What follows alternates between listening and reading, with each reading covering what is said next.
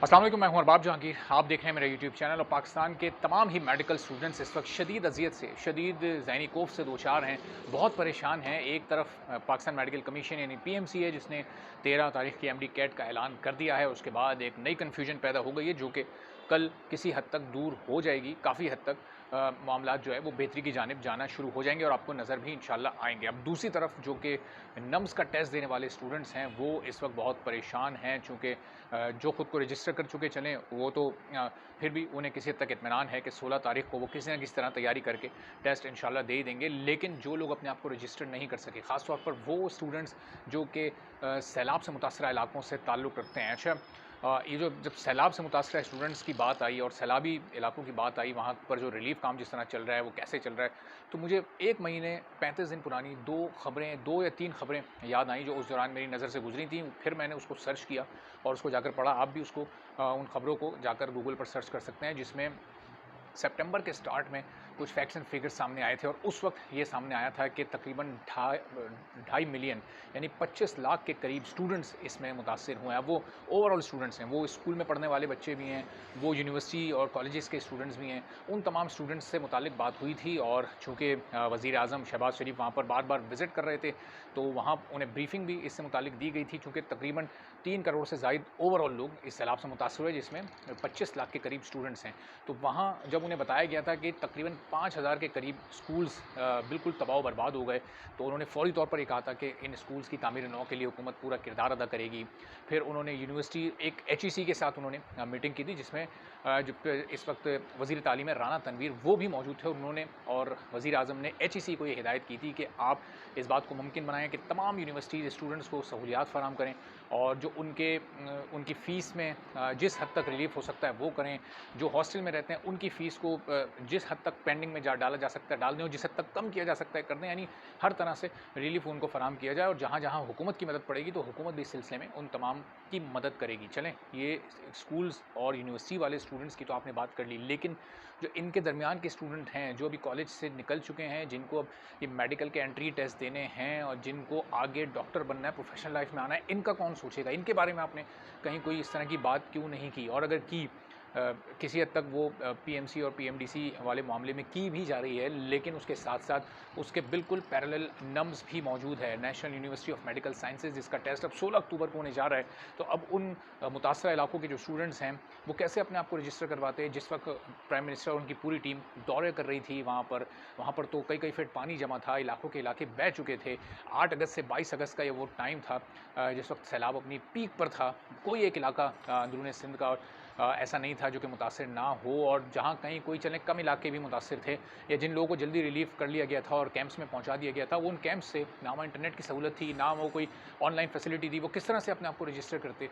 तो ये इस वक्त हुकूमत वक्त को ये सोचना चाहिए कि ये हज़ारों बच्चों का मुस्तकबिल इस वक्त जो कि नम्स में अपने आप को रजिस्टर करना चाहते हैं, उनका मुस्तकबिल इस वक्त ख़तरे में है। उनका 1 साल ज़ाय हो जाएगा तो वो कितना पीछे चले जाएंगे? क्या वो 1 साल तक बैठ कर सिर्फ दूसरे स्टूडेंट्स का मुंह देखते रहें? वो सिर्फ इंतज़ार करते रहें कि अगले साल कब फिर नम्स का टेस्ट होगा और फिर उस साल सैलाब ना आए और फिर वो मुतासर ना हो? तो वो जनाब अगर बच गए, हालात ने उन्हें बख्श दिया, कुदरत ने उन्हें छोड़ दिया, तो फिर वो जाकर ख़ुद को रजिस्टर करवा लें और फिर वो उस वक्त अपने टेस्ट को देने की तैयारी करें। कैसे ये मुमकिन है उन स्टूडेंट्स के लिए कि इस बार वो इस टेस्ट में इस वक्त अपीयर हों, जो कि ये तारीख अभी तय की गई है? अगर एक दिन के लिए सिर्फ ये चंद घंटों के लिए रजिस्ट्रेशन खोल दी जाए तो वो बहुत सारे स्टूडेंट्स अपने आप को रजिस्टर करवा सकते हैं। कल रोल नंबर स्लिप्स देने का ऐलान किया जा रहा है। चलें, आप रोल नंबर स्लिप्स दें, बिल्कुल दें, लेकिन उन स्टूडेंट्स को अलग से रजिस्टर कर लें, उनकी रोल नंबर्स बाद में आप इशू कर दें। 1 हफ्ते बढ़ाने से टेस्ट को और एक चंद घंटों के लिए रजिस्ट्रेशन खोलने से कोई बड़ी क़यामत नहीं आ जाएगी। आपके आगे का कोई साइकिल, आपका प्लान कोई डिस्टर्ब नहीं होगा। मेरी बात जब हुई थी ब्रिगेडियर साहब से, ज़ाहिर है उन्होंने तकरीबन इस केस को क्लोज़ ही कर दिया था। उन्होंने किसी भी बात पर वो कन्विंस नहीं हो पा रहे थे और ज़ाहिर है कि वो अपना कंपैरिजन कर रहे थे पीएमसी और पीएमडीसी वाले मामले से। ये एक बिल्कुल अलग पॉलिटिकल इशू है, इसमें पॉलिटिकल जो पार्टीज़ हैं वो इन्वॉल्व हैं, वो अपनी जगह पर हैं, लेकिन नम्स का मामला बिल्कुल अलग है। नम्स आप लोग के हाथ में, आप सबसे मुनज़्ज़म इदारे के तौर पर जाने जाते हैं। आप लोगों ने सैलाब से मुतासरा हज़ारों लाखों लोगों की ज़िंदगियाँ बचाई हैं। जिस तरह लोगों की ज़िंदगियाँ आपने बचाई हैं, उसी तरह इन स्टूडेंट्स के मुस्तकबिल को भी बचाएँ और उनका वक्त ये ज़ाय ना होने दें। एक दिन चंद घंटों के लिए, 4 घंटों के लिए चलें आप रजिस्ट्रेशन किसी भी दिन ऑन कर दें, ऐलान कर दें इसको खोलने का। और अगर 1/16 के बजाय आप 23 तारीख को टेस्ट ले जाएँ, यानी एक इतवार के बजाय अगली इतवार को ले जाएँ, तो उससे हज़ारों स्टूडेंट्स का मुस्तकबिल बच सकता है। और वो स्टूडेंट्स जो कि डिज़र्व करते हैं, वो जो कि असल हकदार हैं, हो सकते हैं जिन्होंने इससे पहले बड़ी मेहनत की हुई हो, जो कि उस सारे नम्स के टेस्ट को ज़हन में रख कर तमाम तर मेहनत कर रहे हो, तो वो भी इसके अहल हो सकते हैं। वो भी इसमें आकर अपने आप को दाखिले के लिए अपने आप को चैलेंज कर सकते हैं। चाहे वक्त थोड़ा है, लेकिन ज़ाहिर है वो वक्त का वो मुकाबला सख्त वाली मिसाल पर अमल करके जल्द अज़ जल्द वो अपने आप को इसके लिए तैयार कर सकते हैं। थोड़ा वक्त उन्हें दिया तो जाए, किसी तरह तो कोई उम्मीद की किरण, कोई उम्मीद का दरवाज़ा उन्हें नज़र आए। आपकी इंतज़ामिया से तो बात हो चुकी है। अब कोशिश ज़ाहिर है मैं करूँगा, ये पीएमडीसी और पीएमसी वाला मामला किसी हद तक अब ये निमटने के करीब है, तो इसके बाद किसी सेनेटर से, किसी एमएनए से, ज़ाहिर उन लोगों के भी, वो लोग झिझकते हैं नम्स की इंतज़ामिया से बात करते हुए, इनके साथ कोई मीटिंग करते हुए। लेकिन कोशिश मैं करूँगा कि इन तमाम स्टूडेंट्स की खातिर, इन तमाम स्टूडेंट्स के मुस्तकबिल के खातिर कोई तो राज़ी हो उनसे बात करने के लिए, वहाँ पर मीटिंग करने के लिए। उस वक्त तक आप तमाम स्टूडेंट्स भी इन तमाम लोगों को सोशल मीडिया पर थोड़ा सा टाइम निकालें और टैग्स करें। देखें, एक ट्रेंड बनता, आप अक्सर देखते होंगे जो डेली ट्रेंड्स होते हैं कैसे बनते हैं, उसमें किसी में आपको नज़र आ रहे होंगे 1500 ट्वीट, किसी में आपको 2000 ट्वीट। सेम टाइम पर अगर एक हैशटैग इस्तेमाल करते हुए 1.5, 2, 2500 ट्वीट्स कर दिए जाएँ, तो वो एक ट्रेंड बन जाता है। वो काफ़ी टाइम तक वो रहता है, ट्विटर पर ट्रेंड हो रहा होता है। उसको सामने रखकर, उसको सामने दिखाकर अच्छे तरीके से बात हो सकती है कि देखें, ये स्टूडेंट्स परेशान हैं, इसीलिए यहाँ पर ये आवाज़ उठा रहे हैं, इस प्लेटफॉर्म पर ये मौजूद हैं। तो बराए करम आप लोग भी थोड़ा सा अपना, इससे पहले भी आप लोग अपना किरदार अदा कर रहे हैं, मुझे पता है, लेकिन यहाँ प्लेट में रखकर कुछ भी नहीं मिलता। ये पीएमसी और पीएमडीसी वाला मामला जो यहाँ तक पहुँचा है, तो आपको याद होगा 2021 और 2022 में किस तरह से स्टूडेंट्स ने अपने हक़ के लिए आवाज़ उठाई। जब सोशल मीडिया पर काम नहीं बना, जब मीडिया पर आवाज़ उठाने से काम नहीं बना, तो फिर वो सड़कों पर निकले, फिर उन्होंने मुख्तलिफ़ जगहों पर एहतजाज किया, वहाँ उन्होंने डंडे भी खाए, वहाँ उन पर तशद्दुद भी हुआ। लेकिन फिर अब आप देखें कि जो मेहनत उन्होंने की थी, आज उसका नतीजा और सिला नए बैचेस को मिल रहा है। आज जो स्टूडेंट्स हैं, उन्हें जब वो आगे, या तो इसी साल ज़ाहिर है उसका मुकम्मल तौर पर जो रिज़ल्ट है वो सामने आ जाएगा।